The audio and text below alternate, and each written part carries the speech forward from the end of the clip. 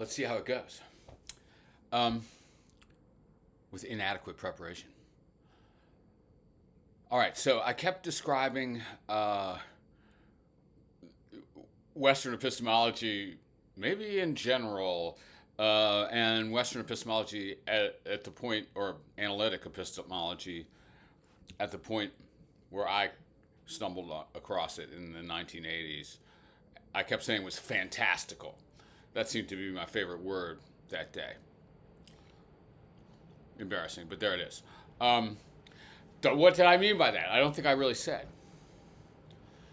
I think the picture of human knowledge that you get probably beginning in Plato's Theaetetus is just like heads off in a utterly wrong direction. All right. Now, one way you can see this is just how strong the conditions on knowledge are. I mean, I think what you get in the Theaetetus essentially is just it ends up in the puzzle that knowledge requires infallibility, infallible justification. You know, Socrates, is it Socrates in the Theaetetus?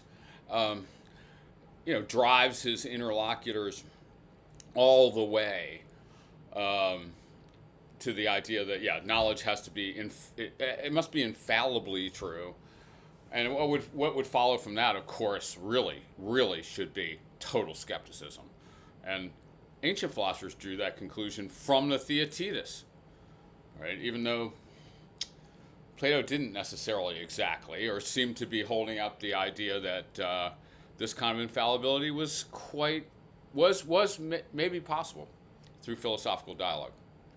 Seems unlikely though. Now, by the time I hit the post-Gettier epistemology world in the 80s, the theories were running somewhat similarly in a way. It's easy. It's possible to forget that now because any plausible theory, pretty quick. After my work and stuff, started really loosening up the conditions on justification, which were ridiculously tight. So, if you're arguing that knowledge is indefeasible, justified, true belief, then you're arguing that it requires, absolute infallibility. Okay, so maybe you have ways to squirrel out of that, really, but the conditions are getting stronger and stronger to deal with the counterexamples. Now, one thing I had then and have still is a ordinary language approach to many questions in philosophy. So, we use the word know every day. I know this, I know that, you don't know what you think you do, he doesn't know that, I know that, whatever. It's an ordinary language term. Now, can we possibly mean omniscience by it? Or something like that? Okay? After you read the Theaetetus, you probably should never use the word know again. Well, good luck with that.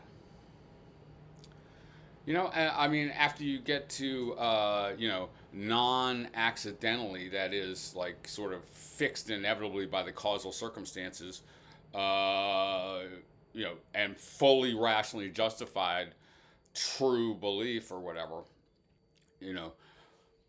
that has nothing to do with, I know that the store closes at 7. The way philosophers talk, it's not that I'm the first one making this point. I've read enough Wittgenstein and Austin to make this point. No is our word.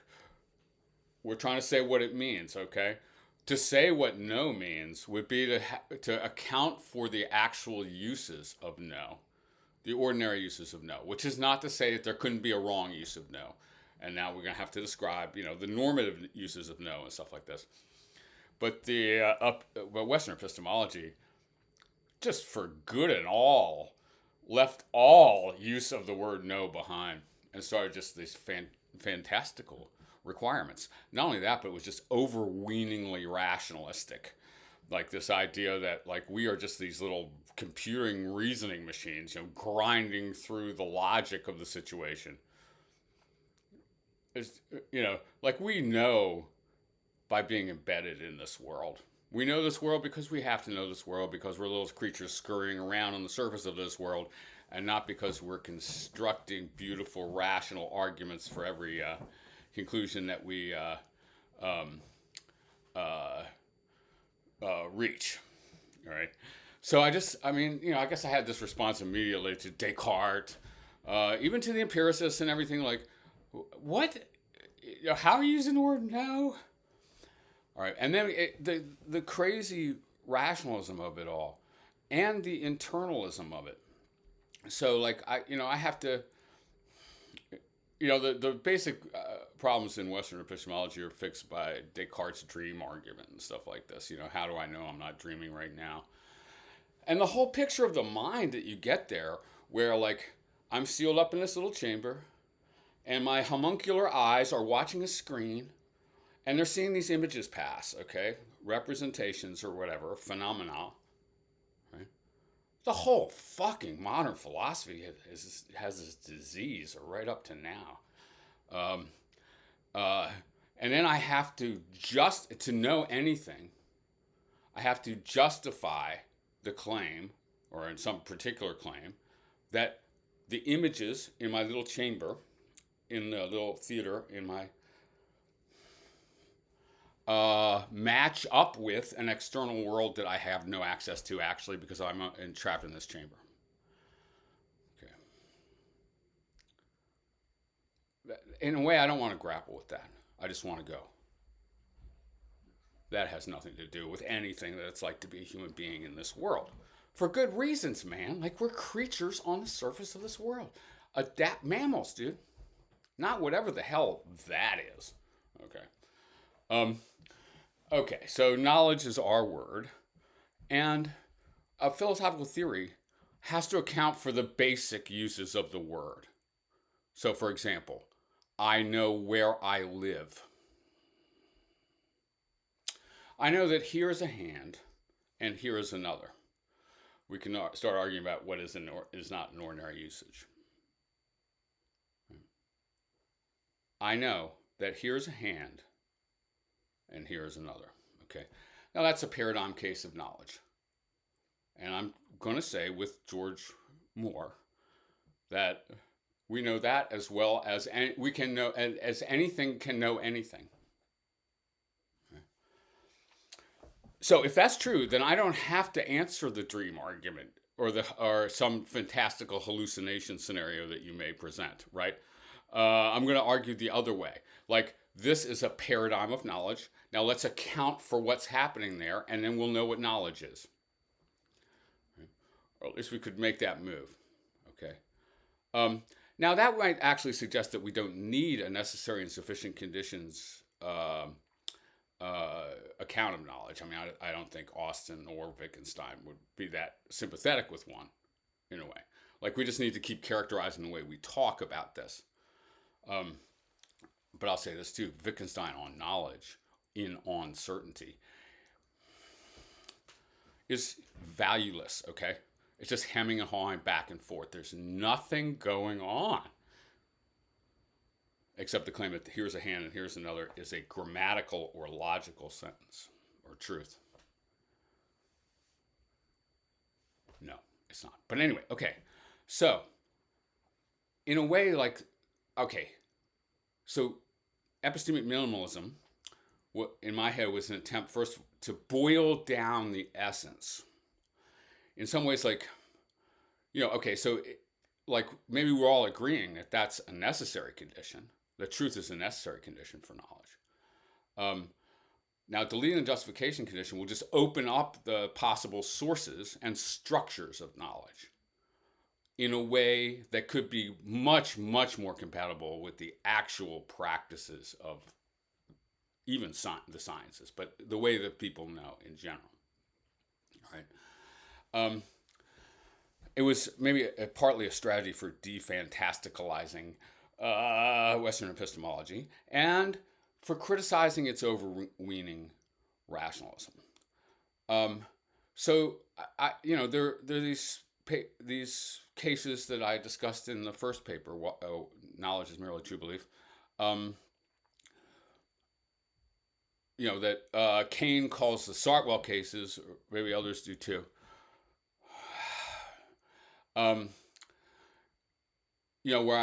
I'm giving a case like, the father who believes of his son that he's innocent of murder, even though all the evidence seems to indicate that he's guilty. And he turns out to be right, and he says, I knew it all along. Now, Kane points out a number of problems for that. Are these supposed to be proofs or like refutations of a theory parallel to the Gettier examples, the Sartwell examples? That's the way Kane presents them, parallel to the Gettier examples. That's not the way they're intended, okay? They're pathetic in that regard, it's true. And the answers are obvious. You just say he's justified after all, or you say that he doesn't know. And neither of those is implausible. So why did I put forward that case? It was try to shift or throw into abeyance the balance of the burden of proof. Okay, I'm just trying to say, there are many cases where we use the word no, where it doesn't appear obvious that we're justified. So here's some cases like this.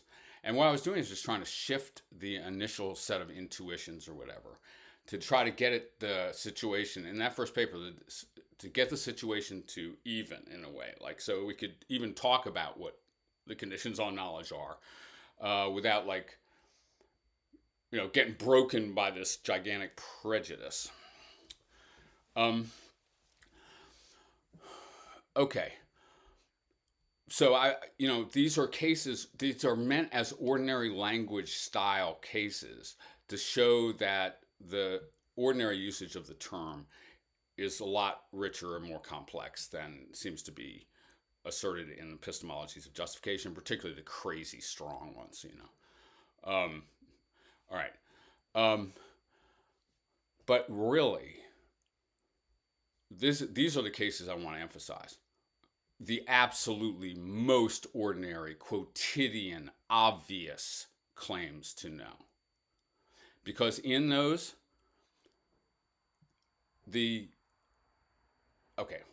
so if I say I live in York Springs, Pennsylvania, and that's exactly where I am right now, right? I know that, man. Okay. Now, if you hit me with, are you sure about that? I don't think you know that at all.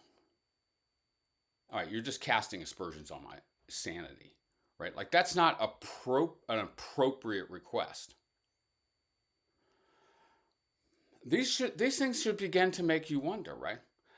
There's a lot to be said about ordinary conversational context, but it seems like if justification is a conceptual condition on knowledge, then it's always legitimate in some sense to press for the justification. But if I say I know I'm in York Springs right now, this is where I live, I'm at my house, there's my cat, Sylvie, I know that. You go, no, you don't. All right, you're casting aspersions on my sanity, right? And there could be some kind of situation in which that makes sense. Really, I just was diagnosed with schizophrenia. Really, I just did a large dose of hallucinogens or something. You know what I mean? It's not that you can't make up a scenario. But I'll tell you how I'm going to respond to your demand that I justify this claim that I'm at my house now in York Springs, Pennsylvania. I don't need to justify it. I know it. I live it, baby, every day. Now, what kind of... now, I'm not saying that a super loose account of justification couldn't just go, okay, no, you're all right with any tiny evidence in your head that you live here. But first of all, what? Am I gathering shreds of evidence that I live here? All right. And if you have a kind of classic internalist justification of it, it goes something like this. It's in virtue of all the internal experiences, all the things that happen in my sensorium when I moved out of my old house, moved in here, signed the mortgage, did the whole banking thing, and then in my whole sensorium for the last 12 years that I failed to move out. In a classic sort of Western style justification, when I say I live here in New York Springs, I'm at my house right now, I would have to give you a rigmarole that ran for the next 10 years in order to satisfy your demand to show that I know it. That's what I mean by fantastical. Like, what the fuck? Okay. All right. Yeah. What do you want? And here's a hand, here's another. Right? Like what? Flesh-colored patches on my visual field? What the fuck? That has nothing to do with anything. Okay? No is our word, baby. We use it. How do we use it? Because that's what it means. So the most ordinary claims, the most ordinary empirical claims, J.L. Austin is beautiful on this. Okay? One of his is, look, a pig.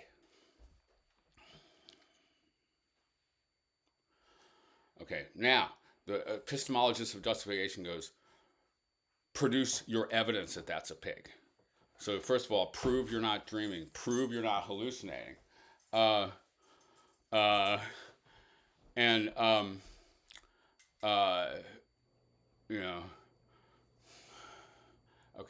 I don't know what planet we're on, but it's not planet Earth. There's a pig in the situation where a pig just walked out or whatever. Is paradigm empirical knowledge, obviously. And guess what? The epistemology of justification can't even reconstruct what's going on. It's a complete non-starter in the most ordinary cases. Now we can start drawing hundreds of cases of extraordinary and ordinary kinds and show that there's a large range of different ways that a demand for justification could play, or that you might have reasons for making such a demand. But in the most ordinary quotidian examples of human knowledge, in the sense that we all know thousands of things a minute, okay? Like there's a rock, there's a poster of Joan Jett.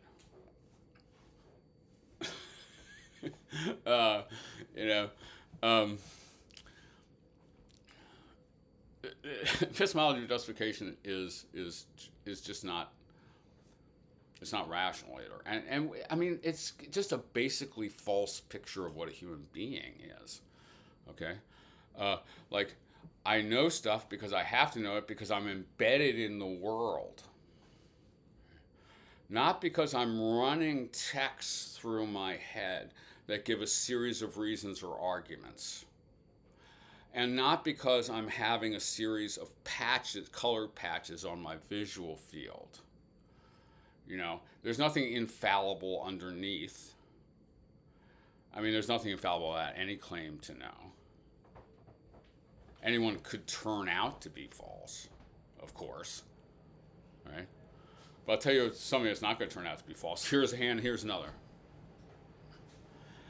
So, I mean, one way I'm reading like Moore's proof of the external world is that justification, with regard to whether the external world exists, for example, justification is inappropriate.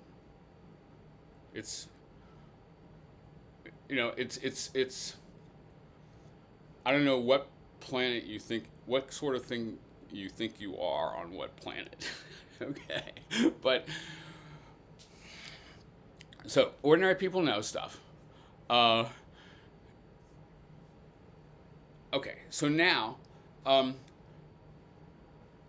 that is a basis, okay? And, I mean, I had like a series of, basic questions or basic intuitions and basic figures that tried to drive an alternative picture of, basically, I think you have to do a different philosophy of mind to get to a plausible epistemology. If your picture of the human mind is that it's a text machine with arguments and reasons running through it on a scroll, some of which provide evidence for others of which, or if you think of a human being as, like I say, a chamber with sense presentations running, then demands for justification could appear appropriate in every case. It's absurdly intellectualized. It's absurdly distanced from one's own experiences. There are reasons why the basic conditions on knowledge, as set by these hyper-intellectual professorial types, cannot be met, right? Or why the counterexamples keep on emerging. Because the basic picture of what is doing the thinking is just not real, okay? So, am I really worried about giving necessary and sufficient conditions for the concept of knowledge, or the concept of art, or all these other ones that I've worked on? Truth. I haven't quite defined that one in terms of necessary and sufficient conditions. Yes, in my heart I am. But also I think of each of these as a move in an ongoing conversation, each of these definitions. So stripping the justification condition on knowledge is a critique of the Western tradition in epistemology.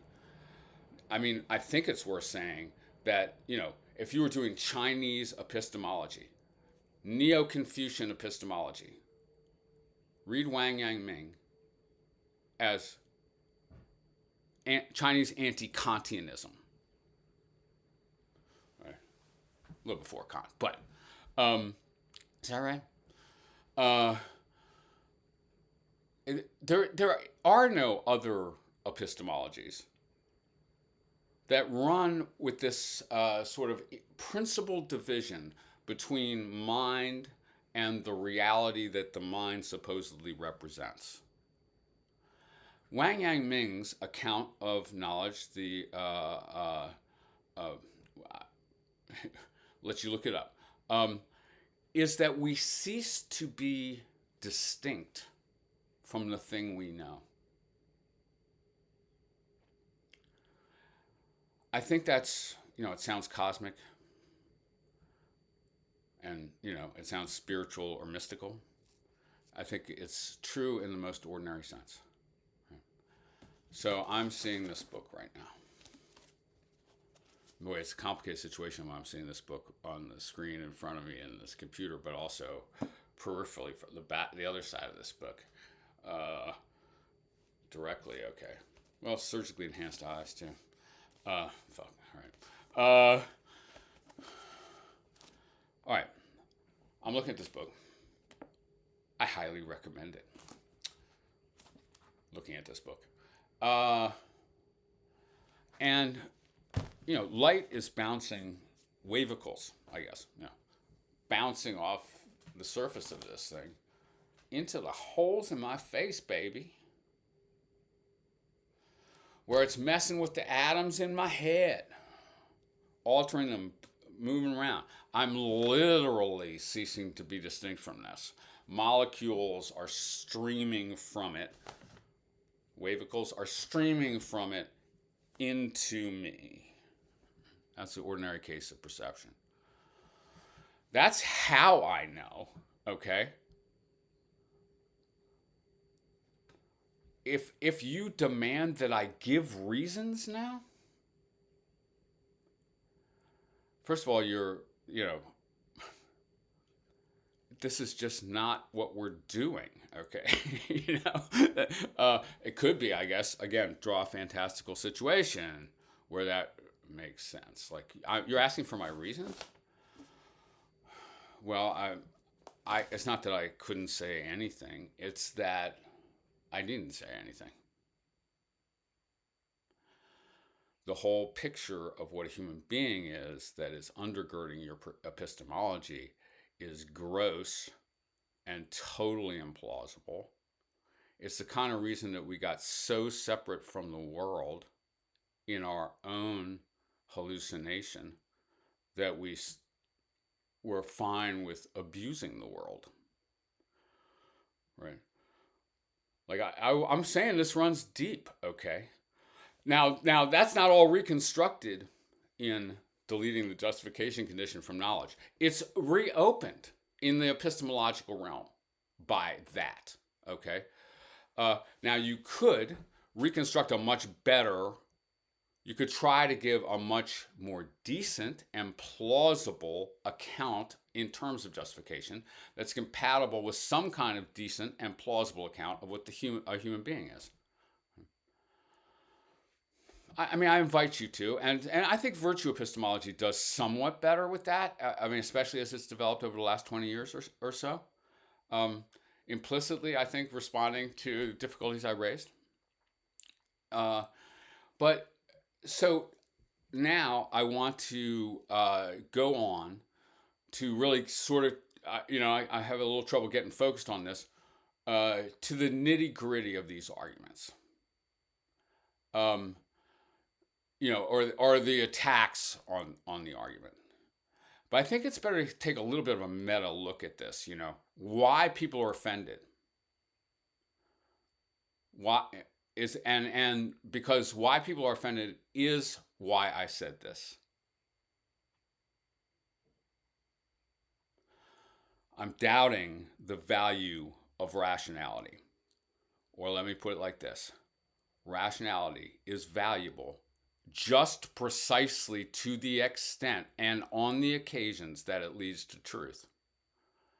And other things are, in epistemologically speaking, with regard to epistemological value, other things are also, other techniques, other directions are also valuable insofar as they lead to the truth. Again, I'm going to say this about Edgar Allan Poe in Eureka, his amazing cosmological essay, and Malanta Tauta, which is incorporated in Eureka, another essay story of Edgar Allan Poe. He says, just like straight up, a rule that would a priori prevent me from drawing a certain conclusion is an irrational rule. Okay? What Edgar Allan Poe says there, which also gives the first clear statement of the Big Bang Theory,